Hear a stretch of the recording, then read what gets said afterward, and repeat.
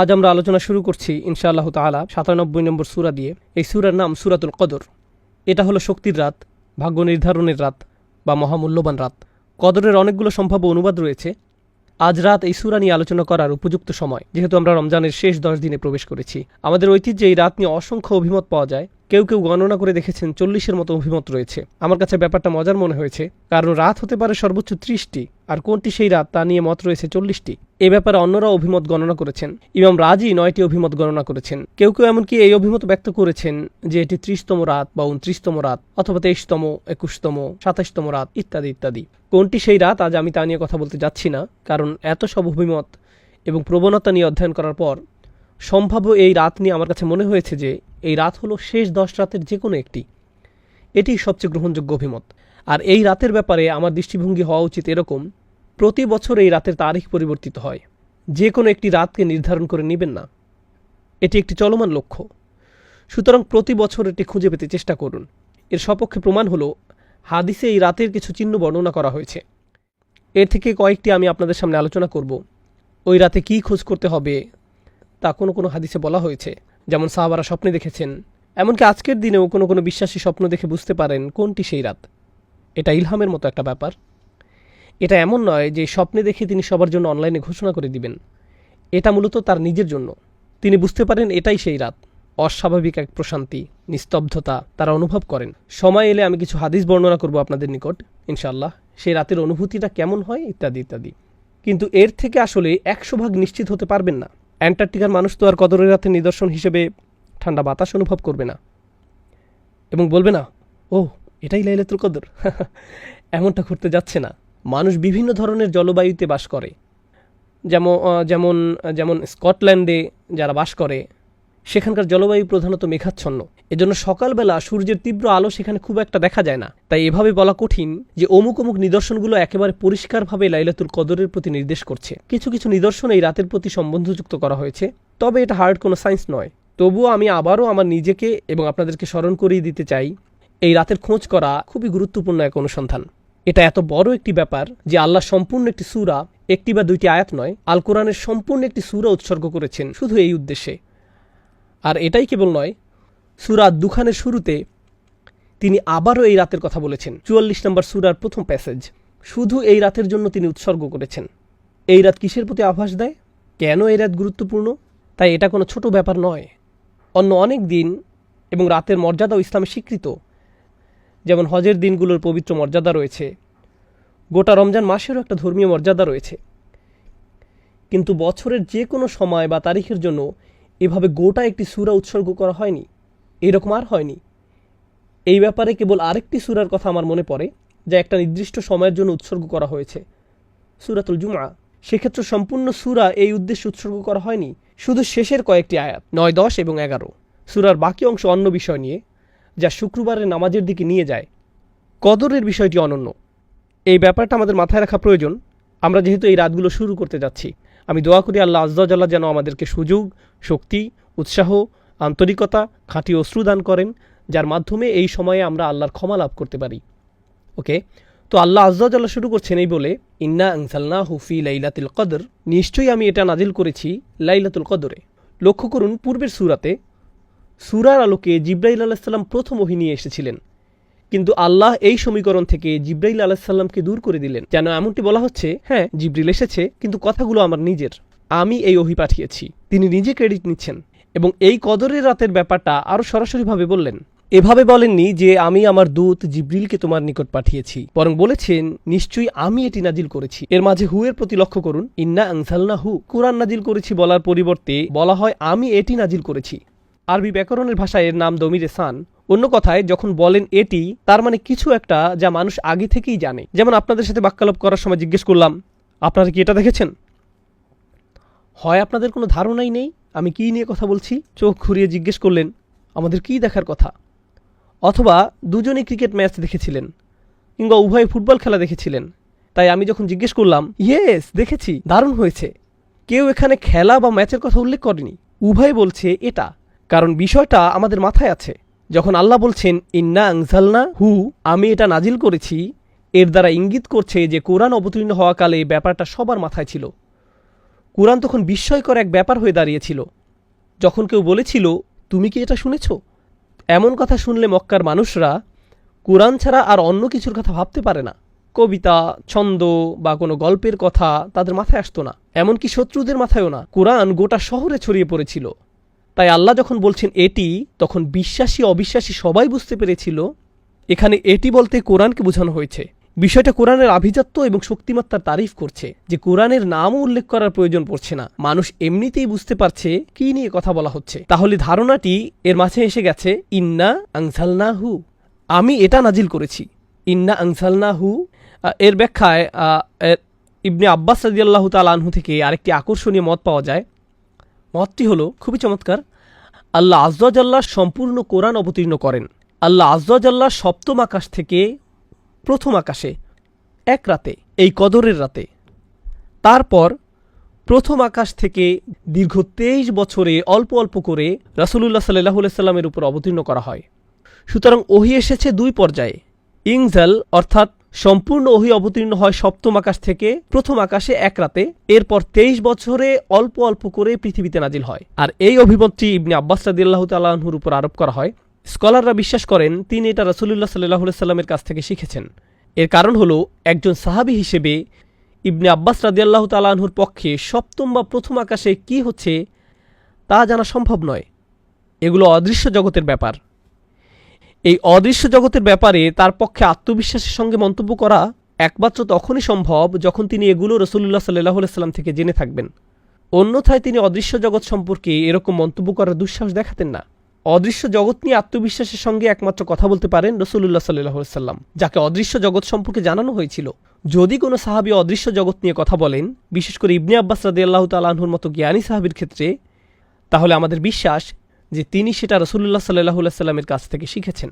তিনি হয়তো সরাসরি রাসূল সাল্লাল্লাহু আলাইহি সাল্লামকে উদ্ধৃত করছেন না, বরং তার নিজের মতো করে বলেছেন। এজন্য এ ধরনের বর্ণনাকে বলা হয় মারফু, অর্থাৎ এই জ্ঞান রাসূল সাল্লাল্লাহু আলাইহি সাল্লামের কাছ থেকে অর্জন করা হয়েছে। এই সূরার প্রথম আয়াতটি কিভাবে ব্যাখ্যা করা হবে এই নিয়ে আরেকটি অভিমত পাওয়া যায়। এটাকে এমনভাবে ব্যাখ্যা করা যায়, আমি কদরের রাতে এটি পাঠানো শুরু করেছি, অর্থাৎ মহানবী সাল্লাল্লাহু আলাইহি সাল্লামের প্রতি কোরআন অবতীর্ণ হওয়া শুরু করে এই রাতে। কেউ কেউ যুক্তি দেখান, এখানে হু আগের সূরা ইকরা বিইসমি রাব্বিকাল্লাযী, এটা হলো আল্লাযী খলাক, সেই ওহী আমি কদরের রাতে নাজিল করেছি। তাহলে এটি ওইটার প্রতি ইঙ্গিত করছে। এই সূরা অধ্যয়নকালে গুরুত্বহীন আরেকটি অভিমত পাওয়া গেছে। এটা আসলে তেমন কোনো বিষয় না, তারপরেও আমি একাডেমিক উদ্দেশ্যে তা উল্লেখ করছি। কেউ কেউ এই অভিমত ব্যক্ত করেছেন যে এই লাইলাতুল কদর রমজান মাসের প্রতি নির্দেশ করছে না, এটা শাবান মাসের মধ্যরাতের প্রতি নির্দেশ করছে। কারণ কয়েকটি বর্ণনা আয়েশা রাদিয়াল্লাহু তাআলা আনহার প্রতি আরোপ করা হয়, যেখানে তিনি শাবান মাসের ফজিলতের কথা উল্লেখ করেছেন। একে লাইলাতুল মুবারাকাও বলা হয়। তাই তারা এই অভিমত ব্যক্ত করেছেন যে সম্ভবত এটি রমজান মাসের কথা বলছে না, এটা শাবান মাসের মধ্যরাত সম্পর্কে বলছে।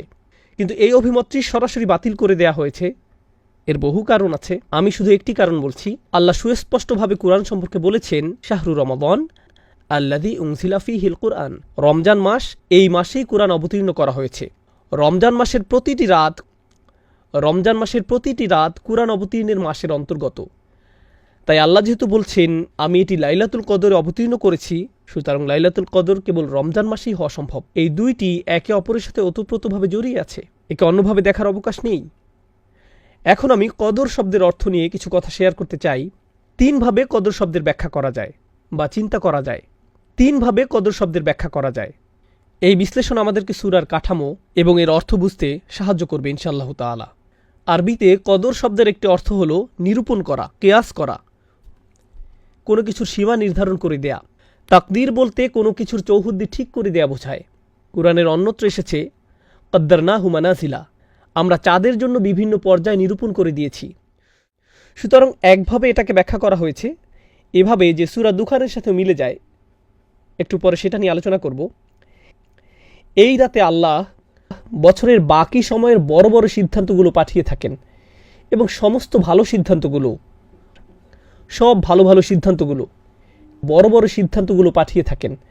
কে কি অর্জন করবে, কে কোন ধরনের সুখ সমৃদ্ধি লাভ করবে, কোন কোন বাচ্চা জন্মগ্রহণ করবে, কোন কোন বিবাহ সংঘটিত হবে, কোন কোন ভালো বা খারাপ ঘটনা ঘটবে, কে কে ইসলাম গ্রহণ করবে, কে শান্তিতে মারা যাবে, যাই হোক না কেন, এই সমস্ত সিদ্ধান্তগুলো আল্লাহ এর সবই জানেন। কিন্তু ফেরেশতারা এই রাত থেকে এগুলোর বাস্তবায়ন শুরু করে। সরকারের যেমন বাজেট থাকে এবং সেই বাজেটের বাস্তবায়ন থাকে, এটা সেই রাত, এটা সেই রাত, এটা সেই রাত যে রাতে আল্লাহর সিদ্ধান্তগুলো পাঠানো হয় এবং ফেরেশতাদের মাধ্যমে এগুলোর বাস্তবায়ন করা শুরু হয়। এটা হলো লাইলাতুল কদরের একটি অর্থ। এর আলোকে আমি সূরাতুদ দুখান থেকে কয়েকটি আয়াত পড়ছি। হামিম ওয়াল কিতাবিল মুবিন। হামিম, সুস্পষ্ট কিতাবের কসম। ইন্না আনসালনাহু ফি লাইলাতিন মুবারাকাহ। আমি একে অবতীর্ণ করেছি এক বরকতময় রাতে। এমন রাত যে রাতে কল্যাণের শুধু বৃদ্ধিই ঘটে, আপনার প্রত্যাশার চেয়েও বেশি কল্যাণের প্রকাশ ঘটতে থাকে। এই শব্দটি মাথায় রাখুন। মুবারাকা মানে এমন কিছু যাকে বহুগুণে বৃদ্ধি পাওয়ার ক্ষমতা দেয়া হয়েছে। মুবারাকের অর্থ এটাই, এমন কিছু যা বর্তমান থাকে এবং বহুগুণে বৃদ্ধি পায়। এই ধারণার কাছে আমরা আবার ফিরে আসবো সূরা কদর শিখতে থাকা অবস্থায়। এই বহুগুণে বৃদ্ধি পাওয়াটা দেখতে পাবো, আর সেটা হবে মুবারাকার তাফসির। কেন এই রাতে সওয়াব বহুগুণে বৃদ্ধি পায়? ইন্না কুন্না মুনজিরিন, নিশ্চয়ই আমি সতর্ককারী। ফিহা ইউফরাকু কুল্লু আমরিন হাকিম, সেই রাতে প্রত্যেক প্রজ্ঞাপূর্ণ সিদ্ধান্ত আলাদা করা হয় এবং বিতরণ করা হয়।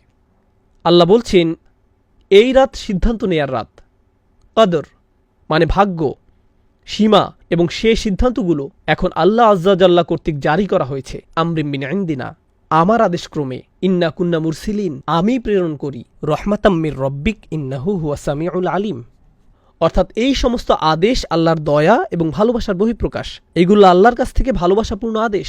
এই রাতে যে সিদ্ধান্তগুলো আসে সেগুলো ধ্বংসের সিদ্ধান্ত নয়, দুর্যোগ বা এরকম কিছু নয়। সিদ্ধান্তগুলো আল্লাহর পক্ষ থেকে দয়া, ভালোবাসা এবং স্নেহের প্রকাশ। এই অংশটা গুরুত্বপূর্ণ। ইন্নাহু হুয়া সামিউল আলিম, তিনি সর্বশ্রোতা এবং সর্বজ্ঞানী। আপনার অন্তরে কি হচ্ছে, কি দোয়া করছেন, বিশেষ করে এই রাতে আল্লাহ তার সব কিছুই শুনছেন। সূরাতুদ দুখানের এই আয়াতগুলোতে তিনি এটাই বলছেন। আমাদের মনে এই সম্পর্কে কোনো দ্বিধা থাকা যাবে না। রব্বিস সামাওয়াতি ওয়াল আরদ ওয়া মা বাইনাহুমা ইন কুনতুম মুকিনিন, যিনি আসমানসমূহ, জমিন এবং এ দুয়ের মধ্যবর্তী সব কিছুর রব, যদি তোমরা দৃঢ় বিশ্বাস পোষণকারী হও। কদরের দ্বিতীয় অর্থ হল মানাজিল বা শারাফ, আভিজাত্য, সম্মান। এই রাত্রি ব্যাপক সম্মানের। কেন? ব্যাপারটাকে এভাবে ভাবতে পারেন, সবচেয়ে সম্মানিত ফেরেশতা জিবরাইল আলাইহিস সালামের আগমন ঘটে এই রাতে। তিনি আল্লাহর সবচেয়ে সম্মানিত বই কুরআন নিয়ে আগমন করেছিলেন, আর তিনি সবচেয়ে সম্মানিত রাসূলকে এটি প্রদান করেন সবচেয়ে সম্মানিত রাতে। অতএব এই সবগুলো সম্মান এবং গৌরব এসে একত্রিত হয় লাইলাতুল কদরে। মনে হয় যেন প্রথম আয়াতটি ইন্না আনজালনাহু ফি লাইলাতুল কদর বর্ণনা করছে যে কেন এই রাত্রি এত সম্মানের এবং এত গৌরবের। এখন পর্যন্ত আমি ভাগ্য এবং সম্মান অর্থের ব্যাখ্যা করেছি। কদর বা কুদরতের আরেকটি অর্থ হলো ক্ষমতা। সুতরাং এই রাতে আমাদের আল্লাহর ক্ষমতার উপর পরিপূর্ণ বিশ্বাস থাকা উচিত যে তিনি সব কিছু পরিবর্তনের ক্ষমতা রাখেন। আমাদের ভাগ্য পরিবর্তনের ক্ষমতা রাখেন, আমাদের আচরণ পরিবর্তনের ক্ষমতা রাখেন, বিভিন্ন কার্যাবলী সম্পাদনের ক্ষমতা দান করেন। কারণ এই রাতকে আল্লাহ বরকতময় করেছেন অস্বাভাবিক শক্তি দিয়ে। এই রাতটি আল্লাহর অলৌকিক ক্ষমতা প্রকাশের রাত। মানবজাতিকে শুরু থেকে বিস্ময়কর সকল মিরাকল প্রদান করার পর আল কোরআন প্রদান করা হয় এই রাতে, আল্লাহর সবচেয়ে শক্তিশালী কালাম। তাই আমাদের আরও বিশ্বাস থাকা উচিত আল্লাহ যে অলৌকিকভাবে আমাদের দোয়ার জবাব প্রদান করেন অন্য যে কোনো রাতের চেয়ে। আরও একটি বিরল অভিমত আমি পেয়েছি, খুবই ইন্টারেস্টিং, আর তা হলো কদর দ্বারা ভিড় করা বোঝায় বা কোনো কিছু যখন সংকুচিত হয়ে পড়ে। এই অর্থটা আমরা সূরাতুল ফজরেও দেখেছি, ওয়া আম্মা ইযা মাবতালাহু ফাকাদার আলাইহি রিজকাহ, এবং যখন তাকে পরীক্ষা করা হয় অতঃপর রিজিক সংকুচিত করে দেন। এখানে কদ এর পরিবর্তে কদর ব্যবহার করা হয়েছে। তাই কেউ কেউ বলছেন এই রাতে এত বেশি ফেরেশতার আগমন ঘটে যে এ ব্যাপারে একটা হাদিসও আছে, কিভাবে ফেরেশতারা পৃথিবীর মোট বালুকণার চেয়েও বেশি পরিমাণে এই রাতে অবতরণ করেন। এখান থেকে ইঙ্গিত পাওয়া যায় অন্য কোনো কারণে এই ফেরেশতারা পৃথিবীতে নামেন না। পৃথিবীতে অনেক ফেরেশতা এমনিতে আছেন, কিন্তু এই রাতে তিনি অনেক বেশি ফেরেশতা পাঠিয়ে থাকেন যাদের আসলে আকাশে থাকার কথা। এই পৃথিবীতে তারা আগমন করেন শুধু এই রাতের জন্য। তিনি সারা পৃথিবী জুড়ে এত বেশি পরিমাণে ফেরেশতা পাঠান যে ফেরেশতাদের ভিড় জমে যায়, শয়তানি শক্তির জন্য কোনো জায়গা আর অবশিষ্ট থাকে না। আমি যে চারটি অর্থ আপনাদের নিকট উপস্থাপন করলাম এর মধ্যে অবশ্যই সবচেয়ে বেশিবার উল্লেখিত অর্থটি সূরাতুদ দুখানের আলোকে। তা হলো এই রাতটি ভাগ্য নির্ধারণের রাত। এই রাতে বছরের অবশিষ্ট সময়ে কি কি হবে তার সিদ্ধান্তগুলো নেওয়া হয়। এখন মানবজাতির জন্য আল্লাহর সবচেয়ে মহান সিদ্ধান্ত, যা ছিল সর্বশেষ কিতাব নাজিল, সেটাও এই রাতের অংশ। এখন ফায়াম্বাগি আন তুআদ্দা লাইলাতুল কদরে ঈদা নুজুলিল কুরআন। এখন এ ব্যাপারে সাধারণ বিষয়, যাক্কিরহুম বি আইয়ামিল্লাহ, মানুষকে আল্লাহর দিনসমূহ স্মরণ করিয়ে দিন। আল্লাহর দিনগুলোর মাঝে এই ক্ষেত্রে রাত সবচেয়ে মূল্যবান রাত হলো কোরআনের রাত, অর্থাৎ লাইলাতুল কদর। তিনি বলেন এটা মূলত মুফাসসির ইবনুল আশুর বলেন এই রাতকে কোরআনের ঈদ হিসেবে মনে করা উচিত, যেন এটা কোরআনের বর্ষপূর্তি যা আমরা এই রাতে উদযাপন করছি। এখন ওমা আদরাকা লাইলাতুল কদর, শবে কদর সম্বন্ধে আপনি কি জানেন? ক্ষমতা প্রদর্শনের রাত, ভাগ্যের রাত, সিদ্ধান্ত গ্রহণের রাত। এই রাতটি সম্পর্কে আপনি কি জানেন? কোন বিষয়টি এই রাতের মূল্য বুঝতে সাহায্য করবে? এই প্রশ্ন করার মাধ্যমে আল্লাহ বলছেন, আমি এখন আপনাকে বলতে যাচ্ছি লাইলাতুল কদরের প্রধান কোন বিষয়টি আপনার জেনে রাখা উচিত, যে মূল ব্যাপারটি আপনার আত্মস্থ করা দরকার, যেন তোমরা এই রাতের মূল্য দিতে পারো, যেন এমন কারো মতো না হয়ে পড়ো যে এই রাতের সুযোগ কাজে লাগায় না। আলোচনা চালিয়ে যাওয়ার পূর্বে একটা কথা বলতে চাই, কোনটি সেই রাত আমরা সেটা জানি না। এর পিছনে কিছু বিজ্ঞতা আপনাদের সাথে শেয়ার করতে চাই, যা বিশেষ করে ইমাম রাজি এবং অন্যান্যরা বলেছেন। আল্লাহ কেন আমাদেরকে রাত্রি নির্দিষ্ট করে জানালেন না? এমন একটি বর্ণনাও আছে যে রাসূল সাল্লাল্লাহু আলাইহি সাল্লাম রাত্রির কথা মনে করলেন, কিন্তু এরপর তাকে ভুলিয়ে দেওয়া হয়। ইমাম রাজি ব্যাপারটাকে রাসূল সাল্লাল্লাহু আলাইহি সাল্লামের জীবনের আরেকটি ঘটনার সাথে তুলনা করেন। এক ব্যক্তি ঘুমাচ্ছিল, রাসূল সাল্লাল্লাহু আলাইহি সাল্লাম আলী রাদিয়াল্লাহু তাআলা আনহুকে বললেন লোকটিকে নামাজ পড়ার জন্য জাগিয়ে দিতে। তো আলী রাদিয়াল্লাহু তাআলা আনহু লোকটির কাছে গিয়ে তাকে নামাজের জন্য জাগিয়ে দিলেন। আলী তখন জিজ্ঞেস করলেন, সাধারণত আপনি নিজেই এই ধরনের কাজ করতে পছন্দ করেন, আপনি আমাকে কেন করতে বললেন? আমি সব সময় দেখেছি ভালো কাজ করার কোনো সুযোগ দেখলে অন্য কাউকে বলার পূর্বে আপনি নিজেই তা করেন। আমি কৌতূহলী, আপনি এই কাজ কেন আমাকে দিয়ে করালেন? তখন তিনি বললেন, যদি আমি তাকে জাগাতাম আর সে অলসতা প্রদর্শন করত, সে আমার কথা না শুনে আমাকে ঘুমের ঘরে সরিয়ে দিত, তখন সেটা কুফরি হয়ে যেত। সে যদি তোমার প্রতি বিরক্তি প্রকাশ করত, তাহলে প্রমাণ হতো সে শুধু অলস। সে যদি আমার কথা না শুনত, তাহলে সেটা অনেক বড় একটা ব্যাপার হতো। ও আলামু আন্না ফীকুম রাসূলুল্লাহ, এই ব্যাপারটা মাথায় রেখে চিন্তা করুন, আমরা যদি জানতাম আজ লাইলাতুল কদর কিন্তু আমরা মিস করলাম, তখন এটা হবে বিশাল এক অপরাধ। গোটা একটা সূরা নাজিল হবার পর যে এই রাতের মর্যাদা কত বেশি, কিন্তু ইমানদার ব্যক্তি যদি এমন করে, ধুর আজ ভালো লাগছে না, তখন সেটা হতো ভয়ঙ্কর এক অপরাধ। কারণ এই রাতের মর্যাদা যেমন বিশাল, তেমনি একে ভুলে যাওয়া বিশাল অপরাধ। এটা আসলে আল্লাহর দয়া যে তিনি সেই দরজা উন্মুক্ত করেননি, তিনি বলেননি এটা হলো সেই রাত, আর কোনো সমস্যা নেই। আল্লাহ আমাদেরকে তাদের অন্তর্ভুক্ত করুন যারা বিনয়ের সাথে এই রাতের অনুসন্ধান করে এবং খুঁজে পায়। যাই হোক, এখন লাইলাতুল কদরের প্রথম উপকারিতা, লাইলাতুল কদরি খৈরুম মিন আলফি শাহর। শবে কদর হল 1000 মাস অপেক্ষা শ্রেষ্ঠ। কেউ কেউ এই 1000 মাসকে আক্ষরিক অর্থেই নিয়েছেন এবং গণনা করে বের করেছেন 1000 মাস সমান সমান 83 বছর 4 মাস। সুতরাং আজকে যদি শবে কদর হয় আর আপনি ফজরের নামাজ আদায় করেন, তাহলে আপনি 83 বছরের জন্য ছুটি নিতে পারেন। না না, এমনটা নয়। এই আয়াতের অর্থ এটা নয়, এই আয়াতের অর্থ এটা নয়। আরেকটি ব্যাপার যেটা লক্ষণীয়, আল্লাহ তাআলা বিভিন্ন পরিমাপে সময়ের উল্লেখ করেন, যেমন হাজার বছর, আলফা সানাতিন, কখনো যোগ করেন মিম্মা তাউদ্দুন, তোমাদের গণনার হিসেবে। অন্য কথায় এই আয়াতে এই অর্থটাও এখানে সুপ্ত আছে যে তোমাদের গণনার হিসেবে 1000 মাস থেকেও এই রাত উত্তম। 80 বছরের কিছু বেশি মূলত একজন স্বাভাবিক মানুষের আয়ুষ্কাল। সুতরাং আল্লাহ বলছেন যে তোমাদের গণনার হিসেবে এই রাতটি গোটা একটি জীবনকালের চেয়ে উত্তম। এই রাতটি কাজে লাগাও, তাহলে তুমি গোটা একটি জীবনকাল কাজে লাগালে। সুবহানাল্লাহ। আমরা এখানে বাৎসরিক এই বছর থেকে পরের বছর পর্যন্ত সিদ্ধান্তগুলো নিয়ে ভাবছি, আর আল্লাহ আজ্জা জাল্লাহ যেন বলছেন, হ্যাঁ, এই রাতটি এতটাই অভিজাত এবং শক্তিশালী যে এই রাতটি তোমাদের বাকি জিন্দেগির গতিপথ ঠিক করে দিতে পারে। লাইলাতুল কদরি খৈরুম মিন আলফি শাহর। এটা শুধু এমন না, আপনার 1 রাকাত নামাজ 1000 মাস 1 রাকাত নামাজ পড়ার সমান। একবার জিকির করা এভাবে 1000 মাস জিকির করার সমান। যদিও এই ব্যাপারটা খুবই চমৎকার, এই আয়াত আরও যে ব্যাপক অর্থ প্রকাশ করে তা হলো এই একটি রাত একটি সম্পূর্ণ জীবনকাল থেকেও শ্রেষ্ঠ। তাই আন্তরিকভাবে আমাদেরকে এই রাত ইবাদতে কাটাতে হবে, যেন আমরা নিজেদের মধ্যে ইতিবাচক পরিবর্তন নিয়ে আসতে পারি এবং আশা করব যে আমাদের বাকি জীবন আল্লাহর রহমতে আশীর্বাদ পুষ্ট হয়ে উঠবে। এটা কদরের প্রথম মূল্য। প্রসঙ্গত, আরবিতে কদরের একটি অর্থ হলো মূল্য। এটা দামি রাত। তাই লাইলাতুল কদরি খৈরুম মিন আলফি শাহর বলার মাধ্যমে প্রথম প্রশ্নের জবাব দেয়া হলো, এই রাতের মূল্য কি? এটা যদি দামি রাত হয় তাহলে এর দাম কত? 1000 মাসের চেয়েও বেশি। প্রসঙ্গত, খৈরুম মিন তিনি বলেননি কত গুণ বেশি। এটা কি 1000 মাসের চেয়ে 1000 গুণ বেশি উত্তম? তিনি এখানে সংখ্যা নির্ধারণ করে দেননি, বলেছেন এটা 1000 মাসের চেয়েও উত্তম, অর্থাৎ 1000 মাস শুধু আপনার গণনায়, এর সীমা আরও বেশি। যদি বলা হতো লাইলাতুল কদরি মিসলু আলফি শাহর, কদরের রাত 1000 মাসের মতো, কিন্তু বলা হয়েছে 1000 মাসের চেয়ে উত্তম, তাহলে কদরের একটি মানে হলো মূল্য, আর এর মূল্য বলে দেওয়ার মাধ্যমে এর জবাব দেয়া হলো এটা 1000 মাসের চেয়ে উত্তম। কদরের আরেকটি অর্থ হলো ডিক্রি, বা আল্লাহর আদেশ, যা সব কিছুর জন্য আসে।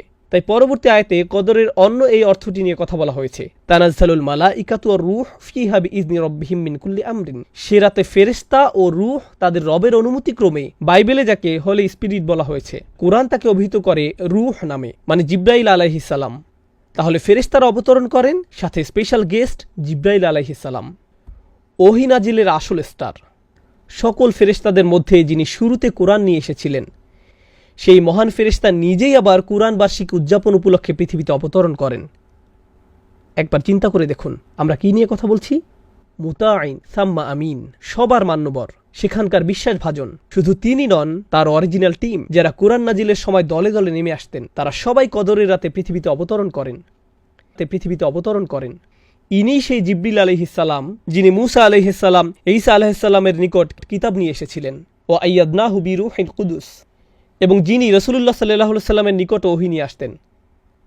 আজকে তিনি আমাদের মাঝে, তার সকল অনুসারীরাও এবং অন্য সব ফেরেশতারা, তারা বিভিন্ন ডিপার্টমেন্টে কাজ করে। প্রথম আকাশে যেমন ফেরেশতারা আছেন, দ্বিতীয় আকাশে আছেন, তৃতীয় আকাশে আছেন, এভাবে সব আকাশে আছেন। ফেরেশতাদেরকে বিভিন্ন কাজের জন্য নিয়োগ করা হয়। যেমন 2 জন আমাদের গার্ড দিয়ে থাকেন, 2 জন আমাদের কর্মের হিসাব রাখেন, ফেরেশতারা আরশের চারপাশে ইস্তেগফাররত থাকে, ফেরেশতারা বিভিন্ন রকমের কাজ করেন। কদরের রাতে সব ফেরেশতাদের তাদের নিজস্ব কাজ থেকে মুক্তি দিয়ে দুনিয়াতে পাঠানো হয়। এমনকি জিব্রাইল আলাইহিস সালাম অবতরণ করেন ইনদা সিদরাতিল মুনতাহা, সিদরাতিল মুনতাহার নিকট থেকে, যেখানে তার মাকাম, যেখানে তিনি আমিন, তিনি সেখান থেকে এই রাতের জন্য অবতরণ করেন। তো তিনি বলছেন সবাই অবতরণ করেন বিইজনি রাব্বিহিম, তাদের প্রভুর অনুমতিক্রমে। এই ব্যাপারটা বোঝা গুরুত্বপূর্ণ। ফেরেশতাদের নিজস্ব দায়িত্ব রয়েছে, আল্লাহ তাদেরকে তাদের কাজ থেকে মুক্তি দিয়ে এই রাতের জন্য প্রেরণ করেন। এই জন্য বিইজনি রাব্বিহিম এখানে গুরুত্বপূর্ণ। তিনি বলেন মিন কুল্লি আমর, আল্লাহর আদেশে তারা আসেন সকল বিষয় নিয়ে, সকল সিদ্ধান্ত নিয়ে। তার মানে এটা যদি স্বাস্থ্য সংক্রান্ত ব্যাপার হয়, ব্যক্তিগত কোনো ব্যাপার হয়, পারিবারিক ইস্যু, যুদ্ধ সংক্রান্ত ব্যাপার, আধ্যাত্মিক ব্যাপার, শারীরিক ব্যাপার, অর্থনৈতিক ব্যাপার, যে ব্যাপারই হোক না কেন, আল্লাহর আদেশে তারা সব ধরনের ব্যাপার সমাধান করতে আসেন এবং মানুষকে সব ইস্যুতে সাহায্য করেন। আল্লাহর কদরের ঘোষণা দিয়ে, আল্লাহর রাজকীয় আদেশের ঘোষণা দিয়ে এই রাতে তাদের জন্য যারা এর সন্ধান করে। তাহলে ফেরেশতারা আমাদের চারপাশে ভেসে বেড়ান, আমাদের সকল স্থান প্লাবিত করে ফেলেন। তারা আমাদেরকে তাই দিতে প্রস্তুত যা আল্লাহ আমাদের জন্য লিখে রেখেছেন। এটাই হলো তানাজ্জালুল মালাইকাতু ওয়ার রূহ ফিহা বিইজনি রাব্বিহিম মিন কুল্লি আমরিন। প্রসঙ্গত এই আয়াতের বর্তমান কাল নির্দেশ করে এমনটা যে শুধু প্রথমবার হয়েছিল তা নয়, অর্থাৎ যেবার কুরআন নাজিল হয়েছিল এমনটি ঘটতেই থাকে। কারণ এই প্রশ্নটি বিভিন্ন তাফসীরে উত্থাপন করা হয়েছিল, লাইলাতুল কদর কি শুধু একবারের জন্য, নাকি এটি প্রতি বছর ঘটবে? প্রতি বছর কি এভাবে ফেরেশতারা অবতরণ করবে? আল্লাহ এখানে বলেননি ফেরেশতারা অবতরণ করেছিল, বরং তিনি বলেছেন তারা অবতরণ করে। মানে এটি একটি চলমান প্রক্রিয়া। আল্লাহ এই উপহারটি মানবজাতিকে প্রতি বছর প্রদান করেন। So ومعنى بإذن ربهم أن هذا التنزيل كرامة أكرم الله بها المسلمين بأن أنزل لهم في تلك الليلة جماعات من الملائكة وفيهم أشرفهم। দলে দলে ফেরেশতারা অবতরণ করেন, এটি মুসলমানদের প্রতি আল্লাহর একটি উপহার। কথা বলছিলাম বিইজনি রাব্বিহিম মিন কুল্লি আমর নিয়ে। কিছু কিছু তাফসীরকারক আরও বলেছেন তারা আল্লাহর আদেশের হেফাজত করে। আল্লাহ তার নির্দেশ জারি করেছেন, এখন ফেরেশতারা নিশ্চিত করবেন যে এই নির্দেশগুলো বাস্তবায়িত হয়েছে। এখন দ্রুত শেষ আয়াত নিয়ে কথা বলবো। আমরা এই আয়াতে প্রবেশ করার পর দেখব আল্লাহ আযজা ওয়া জাল্লা কদরের আরেকটি অর্থ এখানে প্রদান করেছেন, সীমা নির্ধারণ করা। কদ জাআলাল্লাহু লিকুল্লি শাইইন কদর, আল্লাহ সব কিছুর জন্য একটি পরিমাণ স্থির করে রেখেছেন। যদি খেয়াল করেন তাহলে দেখবেন প্রথম উত্তর ছিল লাইলাতুল কদরের মূল্য নিয়ে, দ্বিতীয় উত্তর ছিল লাইলাতুল কদরের আদেশ জারি নিয়ে, তৃতীয় উত্তর হলো লাইলাতুল কদরের সীমা নিয়ে। সীমা মানে এই রাত কতক্ষণ পর্যন্ত থাকে, এটাও কদরের আরেকটি অর্থ। আমাকে এমনকি আপনাদের নিকট এই সূরার গঠন বিন্যাস উপস্থাপনও করতে হবে না। এই প্রশ্ন করার পর প্রতিটি আয়াত কদর সম্পর্কে, ইন্না আনজালনাহু ফি লাইলাতুল কদর ওয়া মা আদরাকা মা লাইলাতুল কদর, প্রতিটি আয়াত অনন্য কিছু তথ্য দিচ্ছে। আবার বলছি, একটি আয়াতের মূল্য নিয়ে যা 1000 মাসের চেয়ে উত্তম, একটি আয়াত ভাগ্য নির্ধারণ নিয়ে, এটাও কদরের অর্থ, আরেকটি আয়াত সীমা নিয়ে। আর সীমা নিয়ে এই আয়াতটি আমার নিকট খুবই মনোমুগ্ধকর। সালামুন হিয়া হাত্তা মাতলা আইল ফাজর। আমি শুরু করব এই অনন্য বৈশিষ্ট্য নিয়ে। মাতলা অর্থ ফজরের উদয়, একেবারে ভোরের সময় নয়। ফজরের উদয় মানে সূর্য ইতিমধ্যে উদয় হয়ে যাচ্ছে। অন্য কথায় আল্লাহ এত দয়ালু, এতই মহান এবং এই রাতে এতই উদার যে জানেন তো আমাদের সাহারির সময় শেষ হয়ে যায় অন্ধকার থাকতেই, যখন দ্বিতীয় ফজরের আগমন ঘটে।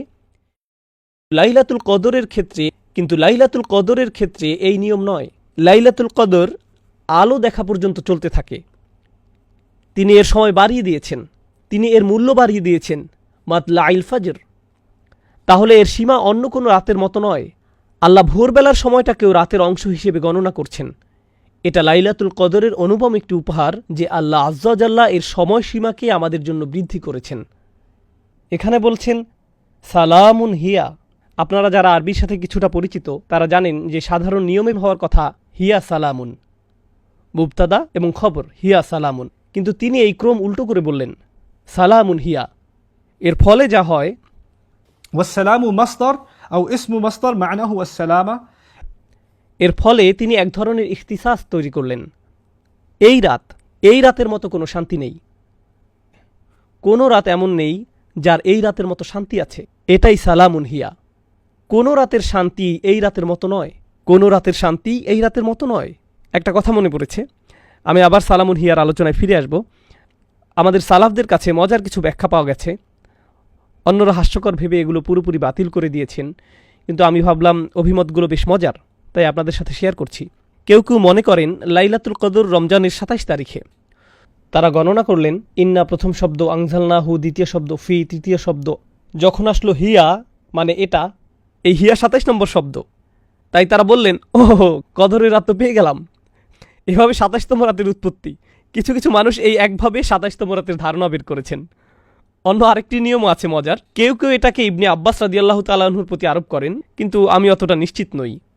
লাইলাতুল কদর এই শব্দদ্বয় ৯টি অক্ষর দিয়ে গঠিত। এই শব্দগুলোতে ৯টি অক্ষর রয়েছে, আর এটা ৩ বার এসেছে। ইন্না আনজালনাহু ফি লাইলাতুল কদর, ওমা আদরাকা মা লাইলাতুল কদর, লাইলাতুল কদরি খায়রুম মিন আলফি শাহর। ৯কে ৩ দিয়ে গুণ করলে ২৭ পাওয়া যায়। এই তো পেয়ে গেলাম ২৭তম রাত, ঝামেলা শেষ। এগুলো সবই হাস্যকর, এর সাথে কোনো কিছুর কোনো সম্পর্ক নেই, কিন্তু ভাবলাম এগুলো উল্লেখ করি। হিয়ার আলোচনায় পৌঁছার পর মনে হলো কদরের রাত তো পেয়ে গেছি। চলুন সালাম শব্দটি বোঝার চেষ্টা করি, কারণ সমগ্র সূরায় এই শব্দটি বেশ গুরুগম্ভীর। এক দৃষ্টিতে বললে ২টি শব্দ এই সূরায় বেশ প্রভাব বিস্তার করেছে।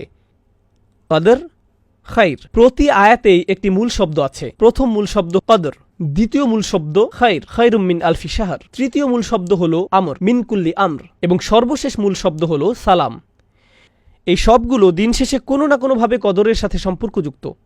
প্রথমে কদর নিজে, উত্তম, এরপর আল্লাহর আদেশসমূহ, নির্ধারিত ভাগ্য, এবং সবশেষে শান্তি। সালাম আমাদের জানাচ্ছে এই রাতে যত কিছু ঘটে তার কোনোটাই ধ্বংসের জন্য নয়, শাস্তির জন্য নয়, কোনো কিছু মৃত্যুর জন্য নয়। সকল আয়োজন মানুষকে শান্তি, নিরাপত্তা, আরাম ইত্যাদি দেওয়ার জন্য। কুরআনে সালাম শব্দটির ব্যবহার জানা গুরুত্বপূর্ণ। এটি আল্লাহর একটি নাম, আল মুহাইমিন, কুদ্দুসুস সালামুল মুমিনুল মুহাইমিন। তো সালাম হলো আল্লাহ আজ্জা জাল্লার একটি নাম। একইভাবে জান্নাতকে বলা হয় দারুস সালাম। জান্নাতের একটি নাম হলো শান্তির নিবাস। তাহলে এটা আল্লাহর একটি নাম, এটা জান্নাতের একটি নাম, দারুস সালাম। ফুসিলাস সালাম বিল খাইর। আবার কোনো কিছু যখন ভয়ানক অনিরাপদ, যেমন আগুন, এর থেকে সকল বিপদ দূর করা দরকার। যেমন ইব্রাহিম আলাইহিসসালামের ক্ষেত্রে কুনি বারদান ওয়া সালামান, তুমি ইব্রাহিমের উপর শীতল ও শান্তিদায়ক হয়ে যাও, শান্তিপূর্ণ হয়ে যাও। এই আয়াতে ভাষার ব্যবহারে উল্লেখযোগ্য সূক্ষ্মতা রয়েছে। শুধু যে সালামুন প্রথম এসেছে এবং হিয়া পরে এসেছে তাই নয়, অন্য আরেকটি ব্যাপারও এখানে দারুণ সুন্দর, আর তা হল আরবিতে সালাম শব্দটি মাসদার। এটি একটি ইনফিনিটিভ, পিস, এর ইংরেজি প্রতিশব্দ পিস। এখন রাত কিন্তু শান্তি নয়, রাত হলো শান্তিপূর্ণ। রাত নিজে শান্তি নয়, বরং রাত হতে পারে শান্তিপূর্ণ। আল্লাহ বলেননি রাত শান্তিপূর্ণ, তিনি বলেছেন রাত নিজেই শান্তি। যেন এখানে বলা হচ্ছে রাতটি শুধু যে শান্তিপূর্ণ তাই নয়, বরং আসলে তুমি যদি এই রাতের সুযোগ নিতে পারো তাহলে তুমি শান্তি অর্জন করে ফেলেছ। তোমার অবশিষ্ট জীবনের জন্য তুমি চূড়ান্ত শান্তির সন্ধান পেয়েছ। তুমি যদি এই রাত না পেয়ে থাকো তাহলে শান্তি কাকে বলে তুমি সেটা জানোই না। এখানে এমনি একটি বিবৃতি, মুবালাগা বিবৃতি দেয়া হয়েছে, সালামুন হিয়া হাত্তা মাতলাইল ফজর। একইভাবে সালামকে এখানে আদেশ হিসেবেও বিবেচনা করা যায়। যেমন উদাহরণস্বরূপ আমরা বলি চুপ, চুপ থাকো বলার পরিবর্তে চুপ থাকো একটি আদেশ, কিন্তু শিক্ষক এটাও বলতে পারেন সাইলেন্স, অথবা একজন বিচারক বলতে পারেন অর্ডার। তিনি বলেন না শৃঙ্খলা বজায় রাখো, তিনি শুধু বলেন অর্ডার। সুতরাং কখনো কখনো আদেশ দিতে নাউন ব্যবহার করা হয়। এই অর্থ মাথায় রেখে সালামুন হিয়া পড়লে সালামুন হিয়া হাত্তা মাতলাইল ফাজর এর অর্থ হয় তোমরা ভালো চাইলে শান্তি বজায় রাখো, এই রাতে কোনো মারামারি নয়, তর্ক বিতর্ক নয়। আমি আমার ফেরেশতাদের পাঠিয়েছি, ডিক্রি জারি করেছি, এই রাতের মতো মূল্যবান কোনো রাত নেই। তোমরা ভালো চাইলে এই রাতে আল্লাহর নিকট সম্পূর্ণরূপে আত্মসমর্পণ করো। সালাম দিল্লুল হার্ব, এটা যুদ্ধের বিপরীত। তোমরা ভালো চাইলে অন্য কারোর সাথে পীড়াদায়ক আচরণ করো না, কাউকে কষ্ট দিয়ে কথা বলো না, আল্লাহর সাথে ভালো আচরণ করো, মানুষের সাথেও ভালো আচরণ করো এবং আল্লাহর নিকট আত্মসমর্পণ করো। সূরার শেষে এটি একটি সাজেশন বা আদেশের মতো। ফজর উদয় হওয়ার আগ পর্যন্ত সকল দ্বন্দ্ব সংঘাত ভুলে যাও, সকল টেনশন ভুলে যাও। সালামুন হিয়া হাত্তা মাতলাইল ফাজর। অন্যরা আরও সাজেস্ট করেছেন কিভাবে জানবেন যে এটি লাইলাতুল কদর। আপনি এমন এক বিশেষ ধরনের শান্তি এই রাতে অনুভব করবেন যা অন্য রাতে করেন না। যখন নামাজে দাঁড়াবেন এমন এক প্রশান্তি অনুভব করবেন যে নামাজ ছাড়তে চাইবেন না। এমন শান্তি অন্য কোনো সময় অনুভব করেননি। সম্পূর্ণ অস্বাভাবিক এক আধ্যাত্মিক অভিজ্ঞতা যা আল্লাহ লাইলাতুল কদরের এই রাতে বিশ্বাসীদেরকে দান করেন। এখন কিছু বিষয় বর্ণনা করব যেগুলো আমরা লাইলাতুল কদরে অনুসন্ধান করি, যা শুরুতে পড়ার কথা ছিল, আমি এখন সেগুলো পড়ছি। এই রাতে আমরা কি কি জিনিস চাইব এবং এই রাতে মূল্য সম্পর্কে হাদিসে কি বলা হয়েছে। অবশ্যই আল আজাল আল আরজাক খিলালিল আম ফিহা ইফরাকু কুল্লু আমরিন হাকিম। আমাদের সীমা, আল্লাহর কাছে ফেরার পূর্বে আমাদের জীবনকাল, আমাদের সকল রিজিক, এই সব কিছু সম্পর্কে এই রাতে ডিক্রি জারি করা হয়। ফেরেশতারা অবতরণ করেন। কি নিয়ে অবতরণ করেন? বিল খাইরি ওয়াল বারাকাতি ওয়ার রহমাতি ওয়াল মাগফিরাহ। তারা অবতরণ করেন সকল কল্যাণ নিয়ে, বারাকাহ নিয়ে, আল্লাহর দয়া এবং তার ক্ষমা নিয়ে। প্রসঙ্গত আমি আগে যেমন বলেছিলাম, সম্ভবত এই রাতে যেসব ফেরেশতা অবতরণ করেন তাদেরকে পাঠানো হয় শুধু এই রাতের জন্য। অন্য কোনো সময় তাদের আগমন ঘটে না। বিশেষ করে এটা জিবরিল আলাইহিস সালামের জন্য আরও বেশি সত্য। তারপর এটা সেই রাত কিনা তা বোঝার কিছু উপায় তুলে ধরছি। আবারও বলছি, এখানে ভৌগোলিক সীমাবদ্ধতার কথাটা মাথায় রাখতে হবে। ইন্নী কুনতু উরিতু লাইলাতুল কদরি সুম্মা নুসিতুহা। এই হাদিসে রাসূল সাল্লাল্লাহু আলাইহি সাল্লাম বলেন, আমাকে লাইলাতুল কদর দেখানো হয়েছিল, পরে আবার আমাকে ভুলিয়ে দেওয়া হয়। ওয়াহিয়া ফিল আশরিল আওয়াখির, এর অবস্থান শেষ 10 রাতে। ওয়াহিয়া তালকাতু বালজাতুলা হাররা ওয়ালা বারিদা, বেশি গরম বা বেশি ঠান্ডা না। কানা ফিহা কামরান ইয়াফদাহু কাওয়াকিবুহা, যেন আলোকিত চাঁদ নক্ষত্রগুলোকে আড়াল করে আছে। এই রাতে শয়তান বের হতে পারে না। হাত্তা ইয়াখরুজু ফাজরুহা, অর্থাৎ ফজর পর্যন্ত কোনো শয়তান বের হতে পারে না। আত-তামানিনা, যেমন বলি সালামুন হিয়া হাত্তা মাতলাইল ফাজর, ফজর উদয় হওয়া পর্যন্ত শান্তি, ফজর পর্যন্ত শান্তি। এর অর্থ হলো মানুষ এই রাতে অস্বাভাবিক শান্তি অনুভব করে। তারাবিতে যোগ দিলে দেখবেন এই রাতে কেউ বিরক্ত হয় না, কেউ হাত পা নেড়ে কোনো বিরক্তি প্রকাশ করে না, বাচ্চারাও দুষ্টামি করছে না। নিশ্চয়ই এর কোনো কারণ আছে। এরপর তিনি বলেন, ليلة القدر ليلة تلقى لا حار لا باردة تصبح الشمس يومها حمراء ضعيفة. কেউ কেউ বলেন নরম বাতাস প্রবাহিত হয়। This is رواه ابن خزيمة وصححه الباني. পরের দিন সূর্য কেমন জানি লাল বর্ণ ধারণ করে। সূর্য উদয় হওয়ার সময় একটু লাল আকৃতি ধারণ করে। উদয় হওয়ার সময় এতে তীব্রতা দেখা যাবে না। قد يري الله الإنسان الليلة في المنام. এমনও হতে পারে এটি কোন রাত আল্লাহ ঈমানদারদেরকে তার স্বপ্নে দেখাতে পারেন। অনেক সাহাবীর ক্ষেত্রে এমনটা ঘটেছিল। তারপর রাসূল সাল্লাল্লাহু আলাইহি সাল্লাম বলেন, إن الملائكة تلك الليلة أكثر في الأرض من عدد الحصى. এটাও ইবনে খুজামা বর্ণনা করেছেন। এই রাতে পৃথিবীতে ফেরেশতাদের সংখ্যা মানে পৃথিবীর ক্ষুদ্র বালুকণার চেয়েও বেশি হয়। তো এগুলো শুধু কয়েকটি নিদর্শন। পরিশেষে আমি রাসূল সাল্লাল্লাহু আলাইহি সাল্লামের আরেকটি হাদিস শেয়ার করতে চাই লাইলাতুল কদর নিয়ে। মান কামা লাইলাতুল কদরি ঈমানান ওয়া ইহতিসাবান গুফিরা লাহু মা তাকাদ্দামা মিন যামবিহি। যে কেউ কদরের রাতে দাঁড়াতে পারে, অর্থাৎ নামাজ পড়ে, তাহলে সবচেয়ে ভালো যে কাজ করতে পারেন লাইলাতুল কদরে রাত শুরু হলে তা হলো সালাত আদায় করা।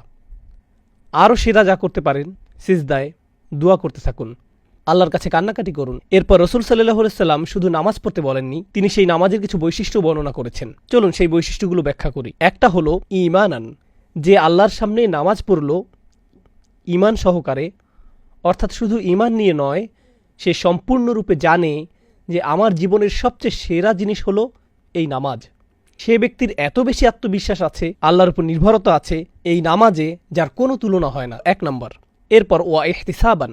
ইহতিসাব মানে যে সম্পূর্ণরূপে আত্মসচেতন, নিজের পাপ নিয়ে আমি সচেতন, আমি জানি আমার কি কি ত্রুটি আছে, কি কি বিষয় নিয়ে আমি আল্লাহর সামনে লজ্জিত, আমি আল্লাহর সামনে নামাজে দাঁড়িয়েছি লজ্জিত এবং বিনম্র হয়ে, এবং সম্পূর্ণরূপে বিশ্বাসী যে আল্লাহ আমাকে ক্ষমা করে দিবেন, আমার পাপগুলো দূর করে দিবেন। অতএব আমি আল্লাহর সামনে এসেছি অবনমিত হয়ে, অশ্রুসিক্ত নয়নে, নিজের সকল হিসেব নিয়ে, নিজের সকল দোষ স্বীকার করে, পাপ স্বীকারের নামাজ ইহতিসাবান। যদি এটা করতে পারেন, গুফির আলাহু মা তাকাদ্দামা মিন যামবিহ। যত ধরনের অসম্মানজনক পাপই আপনার থাকুক না কেন, সমস্ত পাপ নিশ্চিতভাবে ক্ষমা করে দেওয়া হবে। সকল পাপ ক্ষমা করে দেওয়ার গ্যারান্টি দেওয়া হয়েছে, আমরা যদি এরকম একটি মন নিয়ে আল্লাহর সামনে নামাজে দাঁড়াতে পারি। এই ধরনের নামাজ বেশ কঠিন, সবাই মিলে একত্রে